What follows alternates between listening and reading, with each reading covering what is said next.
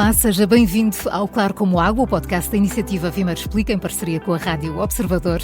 Eu sou Maria João Simões e esta semana temos uma convidada muito especial, uma voz muito conhecida aqui na rádio, Mariana Chaves, a nutricionista, autora do livro e programa Aprender a Comer. Olá, Mariana, bem-vinda, é um gosto estar contigo. Olá, Maria João, tão bom. Tão bom cruzarmos e agora nesta circunstância. Que bom que é, obrigada pelo convite. Mariana, começo com uma pergunta muito simples. A água é só água? Bom, para perguntas simples, a resposta também deve ser simples. Não, a água não é só água. À primeira vista pode parecer que sim, não é? Exato, sim. Aprendemos todos na escola que a água é H2O, aquele líquido simples e transparente, essencial à vida, mas nós sabemos que representa cerca de 70% do nosso corpo, 80% do nosso cérebro e que, na verdade, esse líquido transparente contém lá dentro os minerais e esses sim são essenciais também. E, portanto, nós não os vemos, ou seja... Eles existem, nós é que não os vemos. Não os vemos. Portanto, é muito simplista dizer, e está errado dizer que águas são todas iguais e que a água é só água. A sua composição em minerais vai variar bastante consoante a origem da nossa água e isso vai ter impacto direto na nossa saúde, sem dúvida. Agora, dependendo da origem, a água pode ter mais minerais essenciais, como o cálcio, o magnésio, o sódio, o potássio, o bicarbonato, e como estes estão dissolvidos, têm uma alta disponibilidade, ou seja, são facilmente absorvidos pelo nosso organismo. E portanto, além disso, esta função de serem fonte de minerais para o nosso organismo e de nos hidratar, eu também olho aqui para a água com outras funções fulcrais para a nossa existência, como regular a temperatura corporal, transportar os nutrientes, ajudar a eliminar as toxinas, ajudar na digestão, na função do intestino. Isso é que tem impacto em tantas áreas diferentes do nosso corpo, não é? Do nosso organismo. Sim. Portanto, cada copo é o nosso equilíbrio mineral, bem-estar intestinal, funcionamento dos nossos órgãos é essencial. É verdade que podemos considerar a água um alimento? O que é que distingue dos outros alimentos? Isto é uma pergunta muito interessante. Porque nunca olhamos para a água como um alimento, não é? Exatamente. Isto remete-me quase ao primeiro ano da licenciatura de Ciências da Nutrição. Então é assim, a definição de um alimento por si só é que uma substância que nos dá algum nutriente. E, de facto, a água dá-nos não só a água em si, como os minerais que a contêm, que são micronutrientes essenciais. E quando nós dizemos a palavra essenciais, quer dizer que nós não produzimos no nosso corpo e, por isso, temos que os ingerir. Temos que os ir buscar ao alimento. E, para além disso, temos necessidades depois específicas para cada um destes micronutrientes, ou se quisermos ser mais realistas, para cada um destes minerais. Por isso a água é um alimento que é fonte de minerais.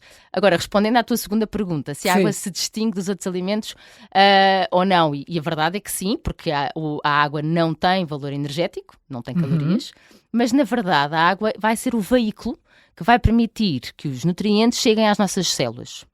E, além disso, ao contrário de outros alimentos que necessitam de digestão, a água, nós temos que pensar, não precisa de digestão, é absorvida diretamente e por isso os seus efeitos são mais rápidos.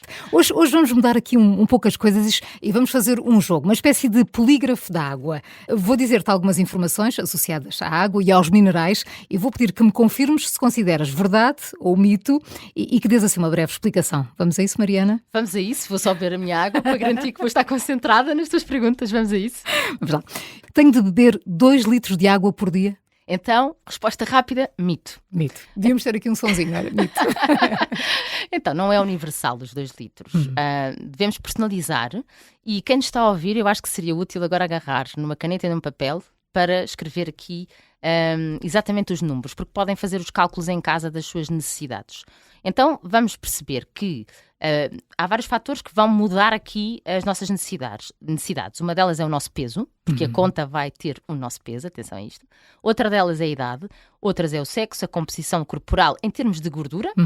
Depois estamos a fazer exercício físico e, claro, se estamos a tomar alguma medicação, algum problema de saúde. E depois a temperatura do ambiente, porque se estiver mais calor também temos que beber mais água. Nos hidratamos mais. Exatamente. Sim. Então vamos lá escrever. Crianças até aos 16 anos precisam de 40 ml de água por quilo do seu peso corporal.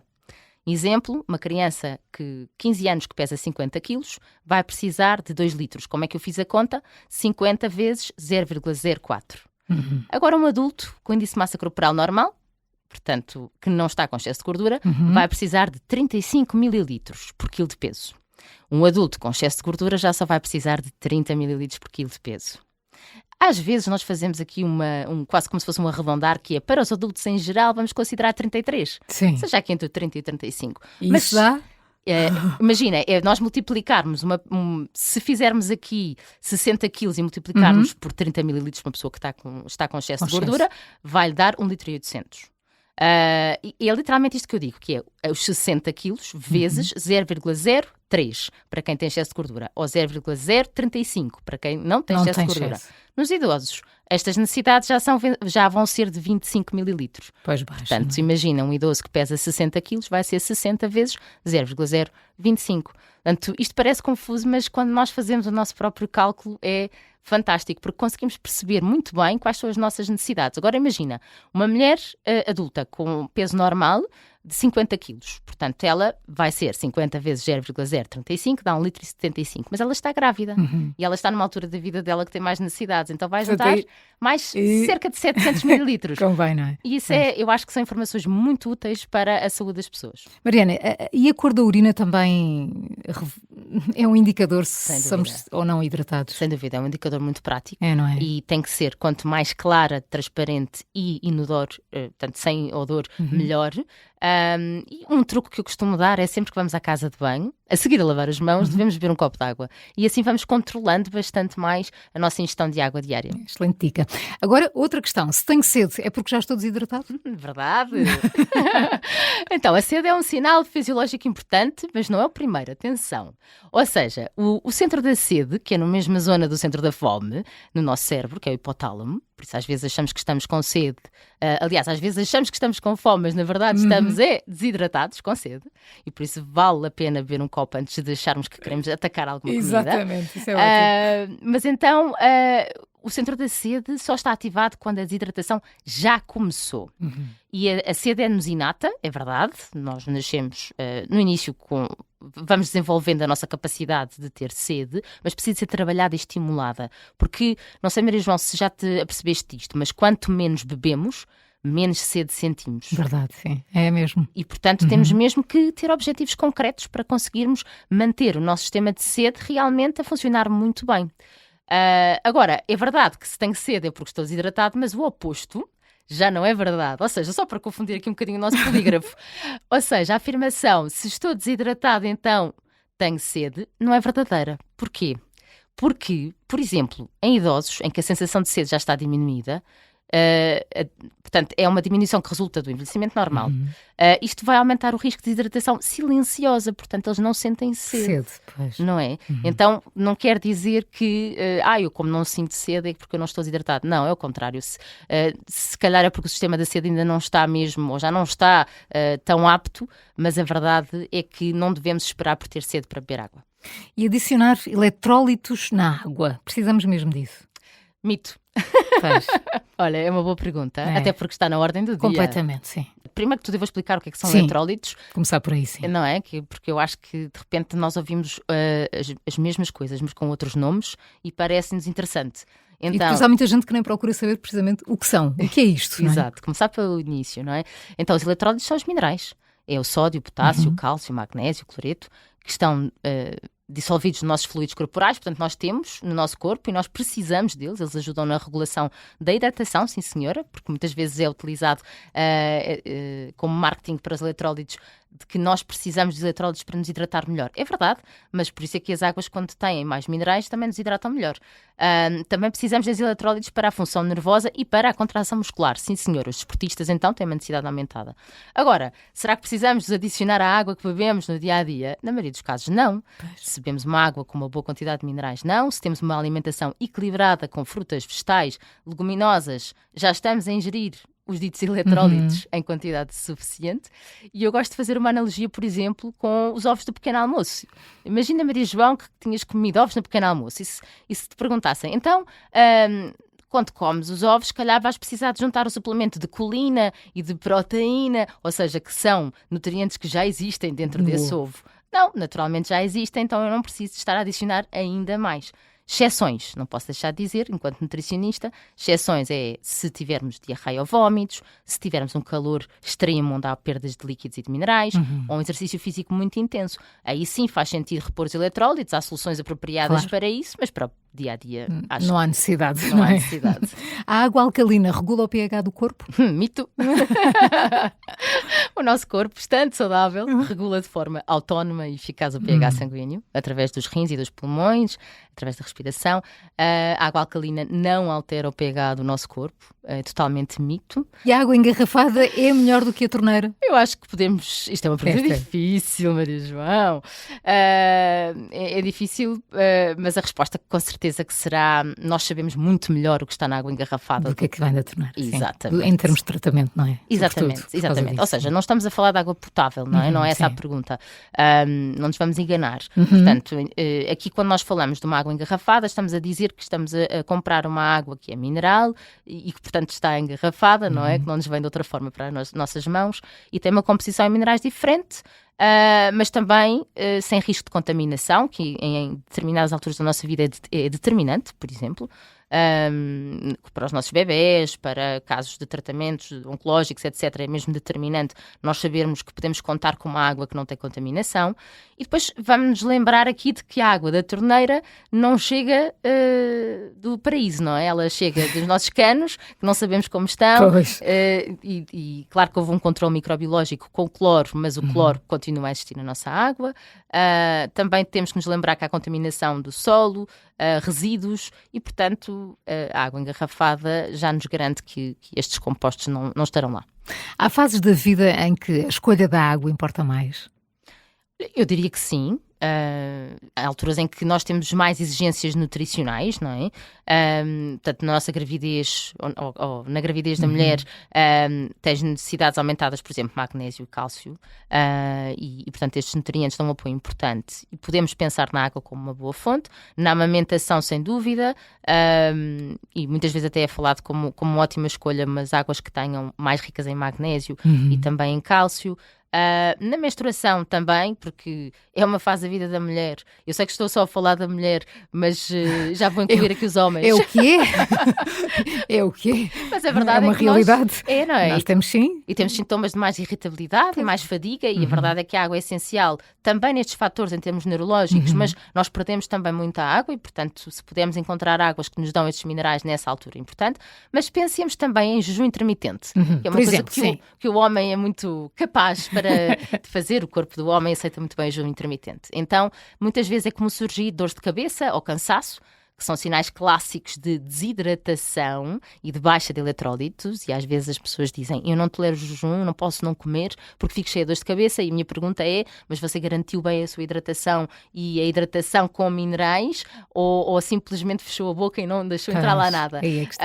Então a escolha de água com sódio e com bicarbonato em jejum, por exemplo, pode ajudar a manter o equilíbrio durante o jejum. Isso é fundamental. E depois, idosos, que também entram aqui os homens, sabemos, já falámos, o risco aumentado de desidratação crónica, e acredito que aqui no podcast tenham falado já muito sobre isto. Sim. Pode ser útil escolher uma água, por exemplo, especialmente rica em bicarbonato, em cálcio e em magnésio, para apoiar o quê? A digestão, que já está mais difícil nesta idade, também a questão da saúde dos ossos e dos músculos, não é? Da manutenção muscular. As crianças são sempre uma população que nós devemos insistir com a hidratação. Sabemos que as nossas crianças não bebem assim tanta água e é uma idade em que eles tendem a trocar água por outras bebidas, e aí devemos tentar encontrar com eles a água que eles gostam mais, para ter a certeza que eles bebem. E com menos sacrifício, não é? Pelo menos aí. Mariana Chaves, todas as águas minerais têm os mesmos minerais? Não. Isso não podemos dizer que isso é verdade em relação a nada, nem mesmo podemos dizer que a alface com diferentes proveniências tem os mesmos minerais. Portanto, a água também não. Tem uma impressão digital, mineral, única, consoante a origem geológica. E, portanto, há águas que são mais ricas em cálcio, outras em magnésio. E eu penso, nós temos um comparador de água em Portugal e quem tiver mais interesse pode consultar na internet para perceber qual é a água mais indicada para si. Sim, é o ideal. Não posso beber sempre a mesma água? Então, não deve beber, não. Devemos variar. Pois, isso acaba por ser aqui um mito, ou seja, nós temos que perceber que tipo de água que estamos a beber. Primeiro que tudo, não é a literacia. Se nós sabemos a água que estamos a beber, e muitas vezes na água mineral nós temos um rótulo associado e podemos olhar e perceber, aquilo não é só para para os produtores, aquela informação, na verdade, é mesmo para o consumidor. E, portanto, se a água for equilibrada na sua composição, portanto, variada em termos de minerais, e não escolhermos uma água que tem apenas um dos minerais em alta concentração, então, se essa água é equilibrada, sim, podemos ficar apenas com essa água. Agora, se for só 100% de dose diária recomendada de um determinado mineral, nesse caso, sim, aí temos que ir variando a nossa água, e variar as águas pode ser uma boa estratégia nutricional. E aquela velha questão de beber água só depois de terminar a refeição? Mito. Há estudos que demonstram que a ingestão de água antes da refeição, até 30 minutos 30 minutos antes. Isso, boa, já sabias. Eu ouço o teu outro podcast, Aprender a Comer.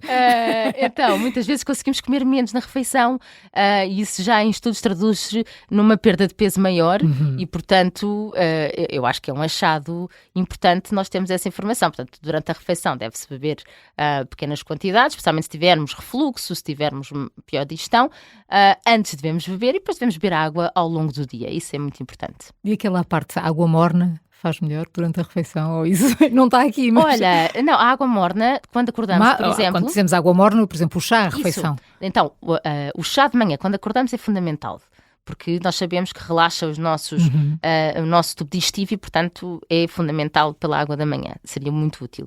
A água morna na refeição, nós temos várias técnicas, por exemplo, alguns chás que ajudam na digestão, mas não será tanto pela água ser morna, será mais pelo facto das ervas, da tisana em que a compõem, sim, como menta, como chá de anis. Não a temperatura. Exatamente.